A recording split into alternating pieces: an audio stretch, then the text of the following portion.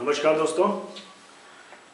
दोस्तों आज हम लोग उत्तर प्रदेश के चीफ मिनिस्टर माननीय अखिलेश यादव जी की कुंडली को एनालाइज करेंगे और ये जानने का प्रयत्न करेंगे कि क्या उनकी कुंडली के प्लैनेट्स 2017 के चुनाव में उनको जीत हासिल कराएंगे, क्या फिर दोबारा वो उत्तर प्रदेश के चीफ मिनिस्टर बनेंगे। आइए एक नज़र उनके प्लैनेट्स पे डालते हैं और देखते हैं कि उनके प्लैनेट्स आने वाली जो महादशाएं हैं वो क्या बतलाती हैं। पहले तो मैं उनका जन्म तारीख बताना चाहूँगा दर्शकों को।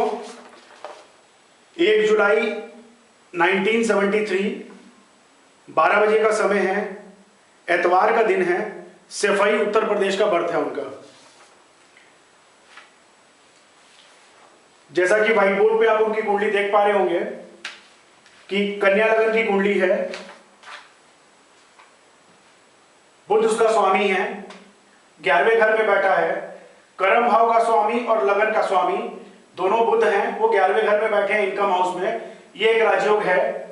दूसरी चीज यहां पे सेकंड हाउस लॉर्ड शुक्र और भाग्येश 9th हाउस लॉर्ड वो शुक्र, वो भी 11वें घर में बुध के साथ में बैठे हैं। शुक्र और बुध की युति बन रही है कुंडली में और ये दोनों एक ही नक्षत्र में हैं, दोनों के दोनों एक ही नक्षत्र में बैठे हुए हैं। और आने वाले समय में केतु की महादशा इनकी कुंडली में शुरू हो रही है 25 मार्च 2017 से। अभी तक ये बुध की महादशा में थे। सन 2000 मार्च से ये बुध की महादशा में थे, जो कि एक राजयोग कारक महादशा थी इनके लिए, लग्नेश की महादशा थी। और ये महादशा 25 मार्च 2017 को खत्म हो रही है। ये 17 साल की महादशा थी जिसने इनको राजयोग दिया, मान सम्मान, ज्ञान, सबकी बढ़ोतरी की, ब्रेन में शार्पनेस दी, ज्ञान नेत्र खोले। मित्रों, मैंने पूरी कुंडली एनालाइज की है। पहले प्रमुख बात, मैं मूल बात करता हूं आपसे कि क्या अखिलेश जी 2017 में क्या वापस चीफ मिनिस्टर बन रहे हैं या नहीं बन रहे हैं। मित्रों, 2017 में अखिलेश जी की राह कठिन होने वाली है। अभी तक वो जिस राजयोग में चल रहे थे वो राजयोग 25 मार्च को खत्म हो रहा है और वो केतु की महादशा में आ रहे हैं। केतु इनकी कुंडली में जो है वो दशम भाव में बैठा हुआ है, जो कि इनके लिए पिता और पिता तुल्य लोगों से परेशानी, और दूसरा सत्ता, जो कि 10th house is the Lord of profession, वहां पे कहीं ना कहीं प्रॉब्लम क्रिएट करने का कारक बन रहा है। मित्रों, यहाँ पे मेरे हिसाब से आने वाले समय में जो राजयोग खत्म हो रहा है इनकी कुंडली में, बुध की महादशा और केतु के अंतर जो केतु की महादशा शुरू हो रही है, वो इनको फिर से चीफ मिनिस्टर बनाने में बहुत सी अड़चने डालेगा। मेरे को नहीं लगता कि केतु की महादशा में और केतु का जो अंतर आएगा अगस्त 2017 तक, वो इनको चीफ मिनिस्टर बनाएगा। मेरे को ऐसा नहीं लगता।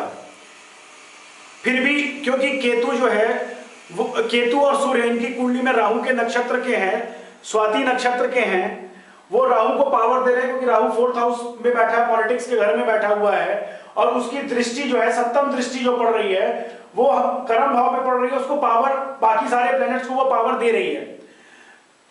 तो केतु में तो ये केतु की अंतर्दशा चलेगी अगस्त 2017 तक, तब तक तो मेरे हिसाब से इनको सत्ता पे ये नहीं बैठेंगे। केतु में जब शुक्र चलेगा अगस्त 2017 के बाद, फिर ये शुक्र इनकी कुंडली में पावर में आएगा, तो फिर से, क्योंकि उनकी कुंडली में शुक्र राजयोग बना रहा है, तो फिर से किसी वजह से ये ऊपर फिर से आ जाए। ऐसी कुंडली इनके ग्रह ऐसा बताते हैं।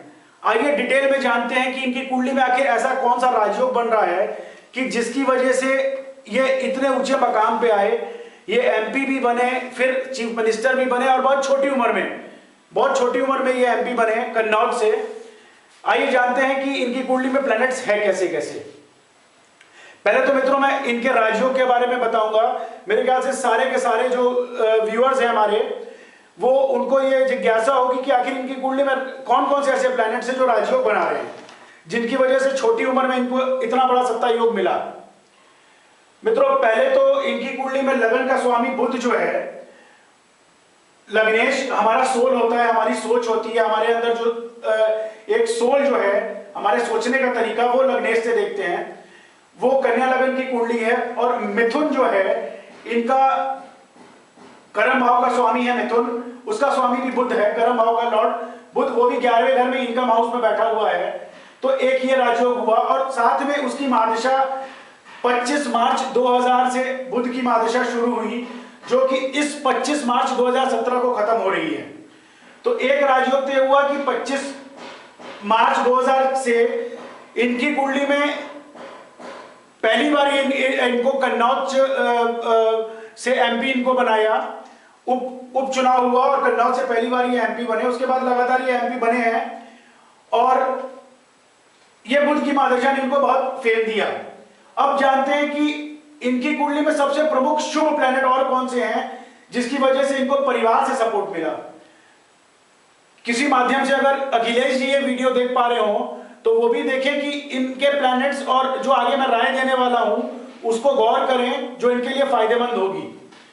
मित्रों, इनकी कुंडली में सेकंड हाउस लॉर्ड जो है, मूल त्रिकोण तुला जो है वो, और भाग्येश वृषभ का मालिक शुक्र जो है वो 11वें घर में साथ में बैठा है। बुध और शुक्र युति बना के, लग्नेश के साथ युति बना के बैठे हैं और एक ही नक्षत्र में बैठे हुए हैं। ये दोनों के दोनों जो हैं ये पुष्य नक्षत्र में बैठे हैं। शुक्र भी पुष्य नक्षत्र में बैठा है और बुध भी पुष्य नक्षत्र में बैठा है। तो हम लोग पहले ये देखते हैं कि पॉलिटिक्स के लिए कौन से प्लैनेट्स इंपॉर्टेंट हैं। हम लोग फोर्थ हाउस को देखते हैं कि वो कितना मजबूत है, because fourth house is the Lord of politics and sixth house is the Lord of government. ये सरकार का कारक है, वो उसकी प्लेसमेंट।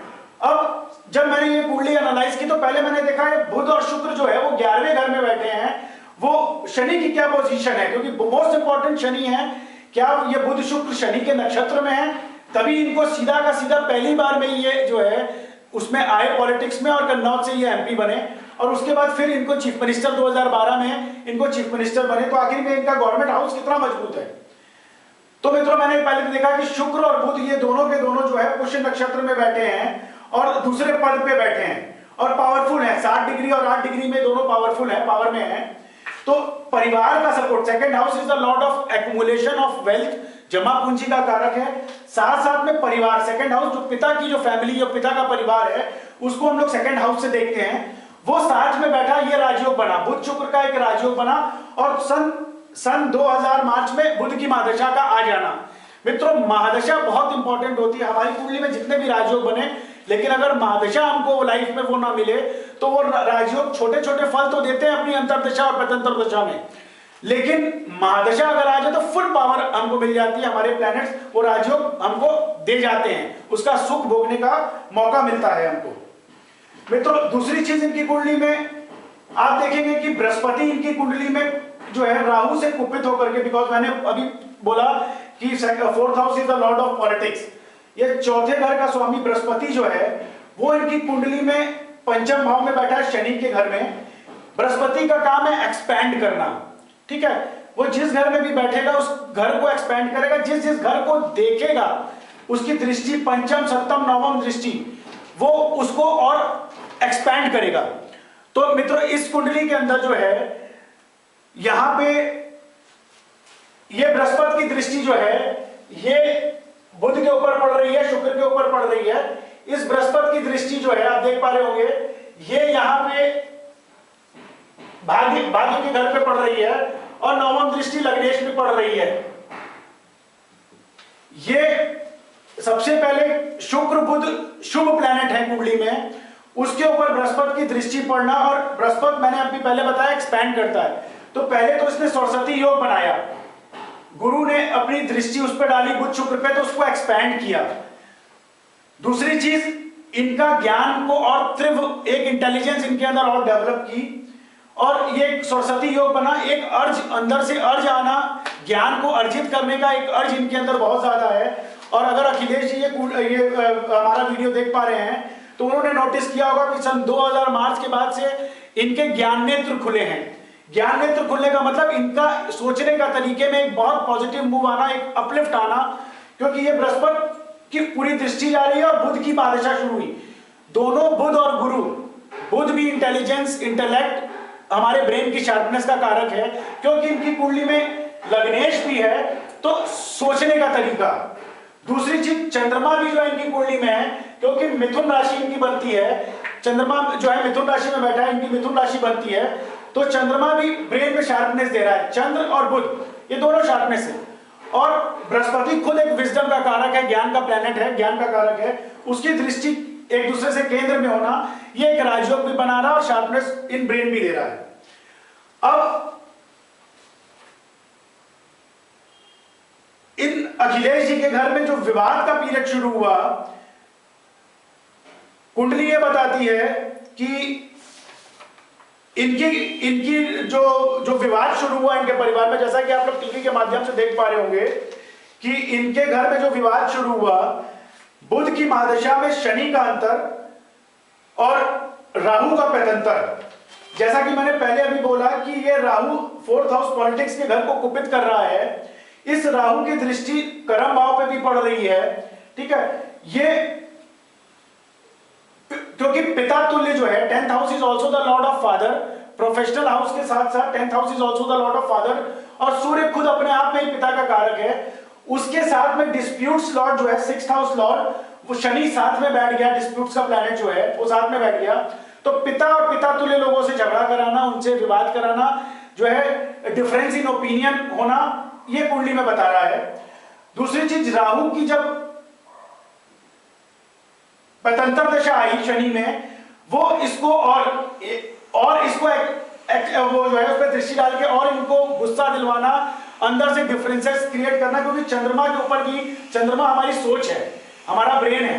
राहु की दृष्टि चंद्रमा के ऊपर पड़ना, केतु पहले से वहां बैठा हुआ है और शनि पहले से बैठा है, विवाद के घर का स्वामी, ठीक है। बुध की महादशा में शनि का अंतर और उस पर राहु का पैतंतर आना, ये पूरे तरीके से हमारे ब्रेन जो सोचने का तरीका है उसमें एक, आप कह सकते हैं कि अंदर से गुस्सा आना और उनकी बात ना सुनना, अंदर से उनकी बातों को ना मानना और विरोध करना, इस तरह की चीजें कुंडली दिखा रही है।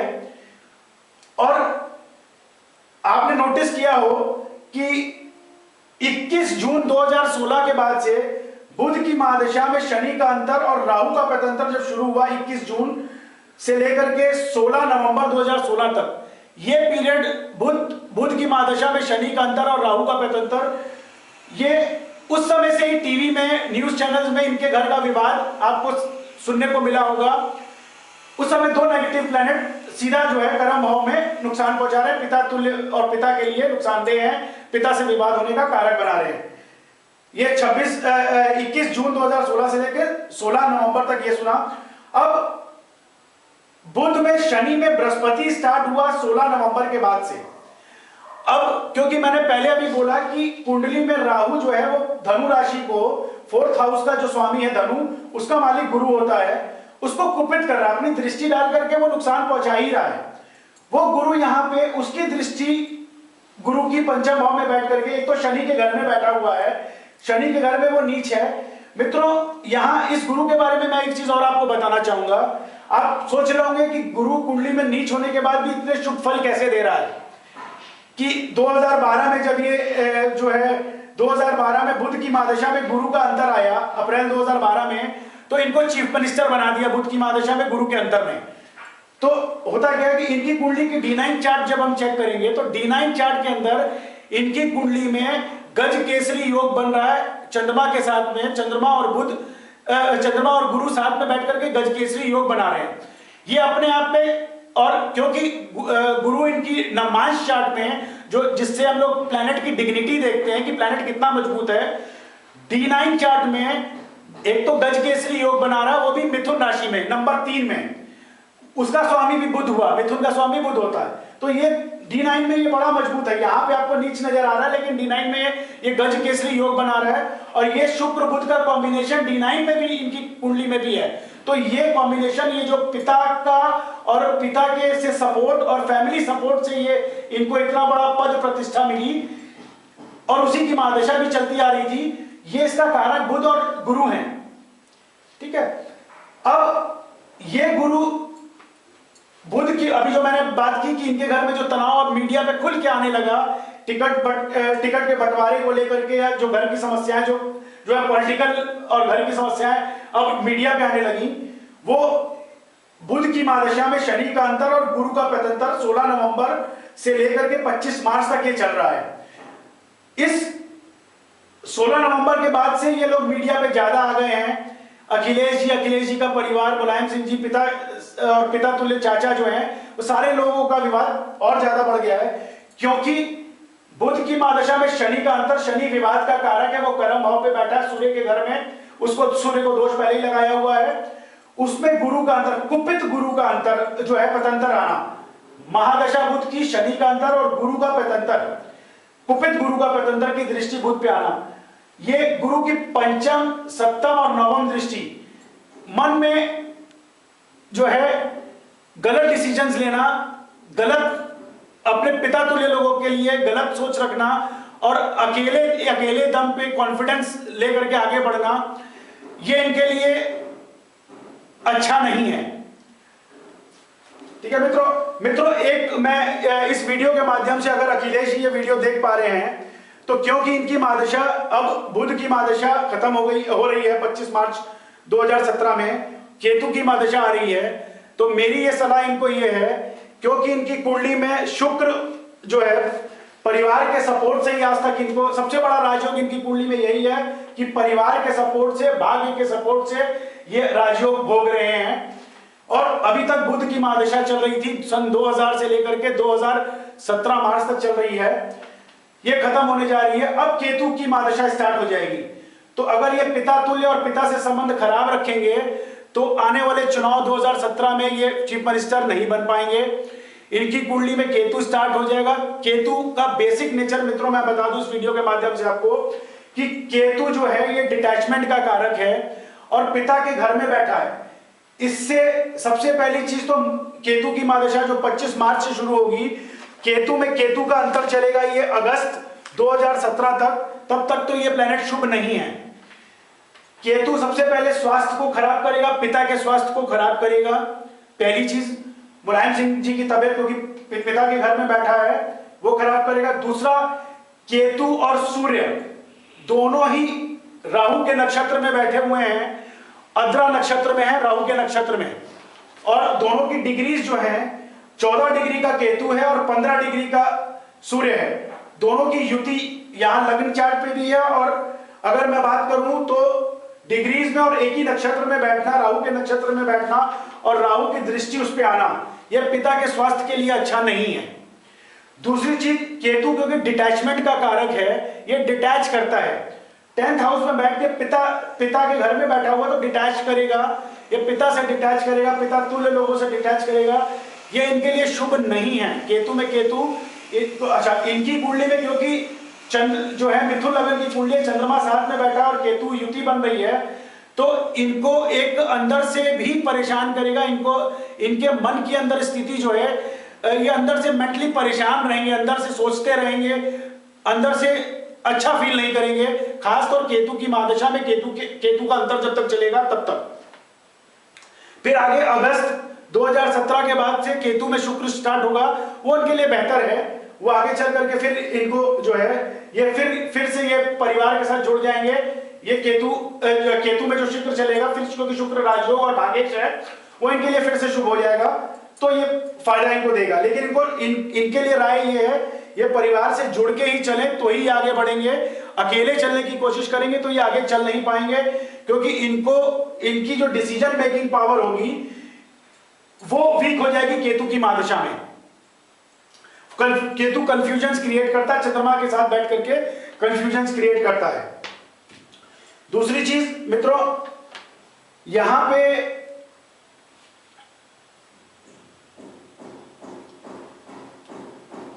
आगे चल करके मेरी ये राय उनके पिताजी श्री मुलायम सिंह जी के लिए है कि अपने स्वास्थ्य का स्पेशल ख्याल करें, इस समय ज्यादा ध्यान दें, क्योंकि इनकी कुंडली में केतु में राहु चलेगा फरवरी 2020 से लेकर के मार्च 2021 तक। ये केतु की महादशा में राहु का अंतर आना, और क्योंकि यहाँ पे ये राहु पिता बृहस्पति के ऊपर जो है उसके घर में बैठा है तो गुरु को कमजोर करेगा।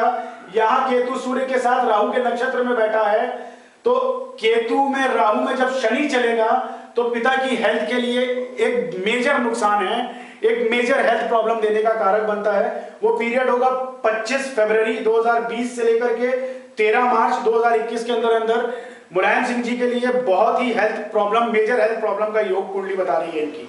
तो कृपया वो ध्यान रखें। हम लोग ये कामना करते हैं कि उनकी अखिलेश जी पहले चीफ मिनिस्टर बने और अपने पिता की बात माने, पिता के साथ चलें, परिवार के साथ चलें, तभी वो तरक्की करेंगे। और साथ में अपने पिता का ध्यान रखें और मुलायम सिंह जी अपने स्वास्थ्य का ख्याल करें। मित्रों, ये तो थी अखिलेश जी की कुंडली। अब अगर आपको मेरा ये वीडियो पसंद आया है तो नीचे दिए बटन पे सब्सक्राइब करें। और इसी हफ्ते के अंदर मैं मायावती जी की कुंडली, बहन मायावती जी की कुंडली जो है मैं इस हफ्ते ही अपलोड करूंगा।